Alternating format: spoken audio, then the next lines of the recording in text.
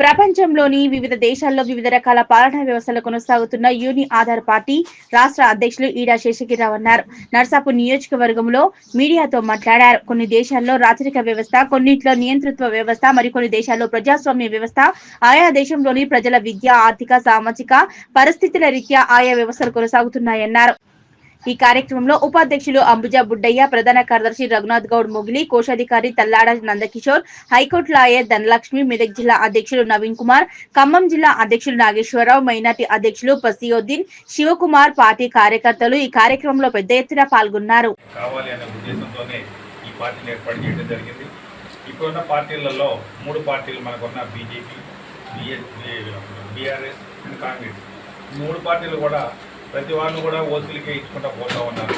కాబట్టి బీసీలు ఉన్న జనాభాలో బీసీలతో పాటు ఎస్సీ, ఎస్టీలు, మైనార్టీలను కూడా కలుపుకొని అదేవిధంగా ఓసీలలో కూడా ఎవరైతే నీడీ పర్సన్ ఉన్నారో, ఎవరైతే అర్హులు ఉన్నారో వాళ్ళు కూడా ఈ పార్టీలో చేర్పించుకొని వాళ్ళ ద్వారా రాజ్యాధికారం రావాలనే ఉద్దేశంతో మేము ప్రయత్నం చేస్తున్నాం. ఆ ప్రయత్నంలో భాగంగా ఈ మీటింగ్లు పెట్టుకుంటూ ప్రతి నియోజకవర్గం నుంచి కూడా ఆధార్ పార్టీ తరఫున 2025లో జరిగే ఎలక్షన్లో కంపల్సరీగా మేము పోటీ చేసి ఒక ప్రత్యామ్నాయం ఆల్టర్నేటివ్ పార్టీగా మేము ప్రజలు చూపించి రాబోయే రోజుల్లో కంపల్సరీగా అధికారంలో రావడానికి ప్రయత్నం చేస్తున్నాం. ఈ ప్రయత్నంలో భాగంగా మీ అందరినీ కూడా పేరున అందరినీ కూడా రిక్వెస్ట్ చేస్తూ ఈ పార్టీని ప్రోత్సహించి దీనికి అనుకూలమైనటువంటి అవకాశాన్ని కల్పించి రాజకీయానికి దగ్గర చేయవలసిందిగా కోరుతూ మరి ఈ సమావేశానికి వచ్చిన పత్రికా మిత్రులకు మీ మీడియా మిత్రులందరూ కూడా హృదయపూర్వక నమస్కారాలు తెలియజేస్తూ సెలవు తీసుకుంటాం. Thank you. Advocate Miryalaguda court. నేను రీసెంట్గానే జాయిన్ అవ్వడం జరిగింది. నేను తుంగతుర్తి ప్రెసిడెంట్ అయిన గణేష్ గారి ద్వారా నేను పార్టీలోకి రావడం జరిగింది. నేను ముఖ్యంగా ఇటు రావడానికి కారణం ఏంటంటే నన్ను ఎన్నో విషయాలు కదిలిస్తూ ఉంటాయి సొసైటీలో.